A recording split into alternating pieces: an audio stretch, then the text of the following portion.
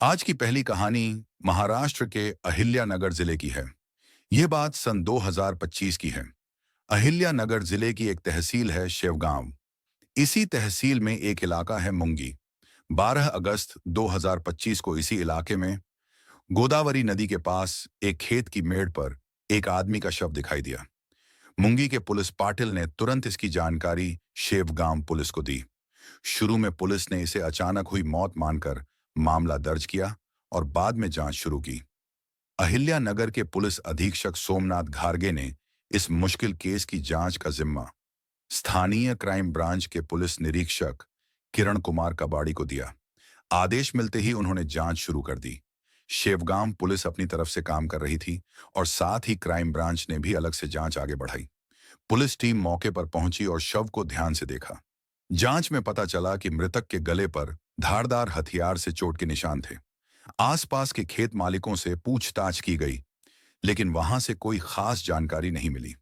लेकिन तभी crime branch के पुलिस उप निरीक्षक राजेंद्र वाघ और उनकी टीम की नजर एक अहम बात पर पड़ी। मृतक के हाथ पर सचिन नाम गोदा हुआ था।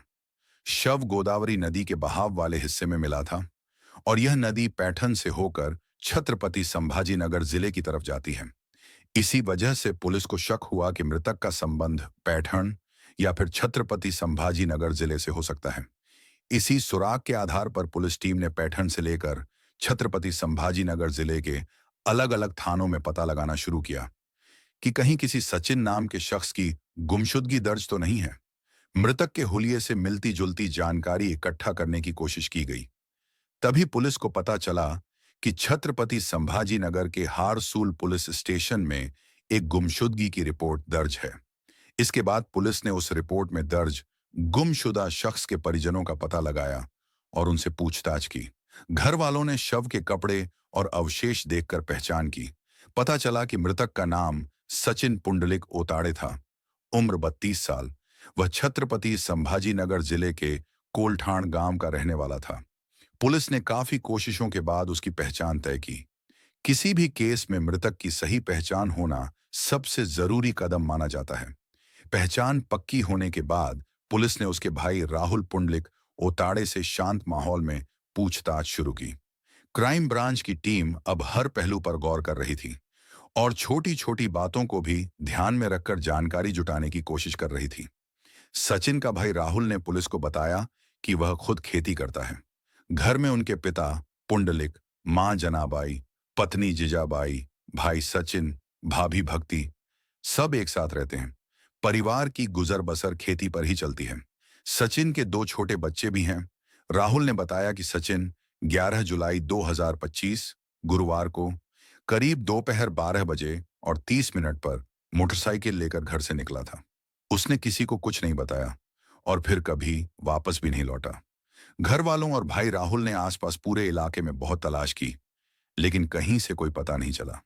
आखिरकार लंबे इंतजार और चिंता के बाद सचिन के पिता पुंडलिक हरिभाऊ ने 4 अगस्त 2025 को हारसुल पुलिस स्टेशन जाकर गुमशुदगी की रिपोर्ट दर्ज कराई। शेवगांव पुलिस स्टेशन में यह मामला शुरू में आकस्मिक मौत के तौर पर दर्ज किया गया था, लेकिन जब मृतक की पहचान सचिन ओताड़े के रूप में हुई, तो पुलिस ने उसके परिवार से धीरे धीरे विस्तार से बात करना शुरू किया। परिजनों के अलावा उसके कुछ करीबी दोस्तों से भी पूछताछ की गई। तभी एक बड़ा राज सामने आया। पुलिस को पता चला कि सचिन का छत्रपति संभाजी नगर के सिडको इलाके कैनोट प्लेस में रहने वाली भारतीय रविंद्र दुबे के साथ पिछले 4 साल से संबंध था। जांच में यह भी सामने आया कि भारतीय दुबे के और भी पुरुषों से रिश्ते थे। यही वजह थी कि सचिन और भारतीय के बीच अक्सर झगड़े होते रहते थे। अब पुलिस के पास शक की एक ठोस दिशा बन गई थी। भारतीय दुबे छावा संगठन की महिला प्रदेश अध्यक्ष थी और सचिन ओताड़े उसी संगठन का शहराध्यक्ष। इस कड़ी को पकड़ते हुए पुलिस ने एक टीम कैनोट प्लेस भेजी। टीम जब भारती के फ्लैट पर पहुंची तो वहां ताला बंद मिला और उसका मोबाइल भी स्विच ऑफ था। इसके बाद पुलिस ने मोबाइल लोकेशन और दूसरे तरीके इस्तेमाल करके पता लगाना शुरू किया। धीरे धीरे खुलासा हुआ कि भारतीय को उसका साथी अफरोज खान बुल्ढाना जिले के साखरखेड़ इलाके में छोड़कर गया था। पुलिस ने देर नहीं की और सीधे साखरखेड़ का रुख किया। वहां पहुंचकर पुलिस ने एक खेत में बने बंगले को चारों तरफ से घेर लिया। दरवाजा खटखटाने पर जो शख्स बाहर आया वह भारती का चचेरा भाई दुर्गेश तिवारी था। पुलिस ने दुर्गेश और अंदर मौजूद भारतीय दोनों को हिरासत में लिया और पूछताछ शुरू की। शुरुआत में दोनों ने टाल मटोल करने की कोशिश की और पुलिस को गुमराह करने की कोशिश भी की, लेकिन जब सबूत और दबाव उनके सामने रखा गया तो आखिरकार दोनों टूट गए और सच कबूल कर लिया। भारतीय दुबे मूल रूप से जालना जिले के जाफराबाद की रहने वाली थी। लगभग 4 साल पहले उसका तलाक हो चुका था। उसका एक बेटा भी है, लेकिन वह रिश्तेदारों के पास रहता था। असल में उसका नाम भारती दुबे था, लेकिन वह लोगों के सामने अक्सर खुद को भारती पाटिल बताती थी। छावा संगठन की महिला प्रकोष्ठ की वह प्रदेश अध्यक्ष थी, जबकि सचिन उसी संगठन का शहराध्यक्ष। संगठन के कामकाज के दौरान सचिन हमेशा उसकी मदद करता था। इसी दौरान दोनों करीब आए और दोस्ती धीरे धीरे प्रेम संबंधों तक जा पहुंची। दोनों ने एक दूसरे के साथ शारीरिक रिश्ता भी बना लिया। हालांकि सचिन शादीशुदा था, उसकी पत्नी भक्ति और 2 छोटे बच्चे थे। इसके बावजूद पिछले 4 साल से उसका और भारती का रिश्ता चल रहा था, लेकिन भारतीय सचिन के लिए पूरी तरह वफादार नहीं थी। उसके कई और पुरुषों से भी संबंध थे।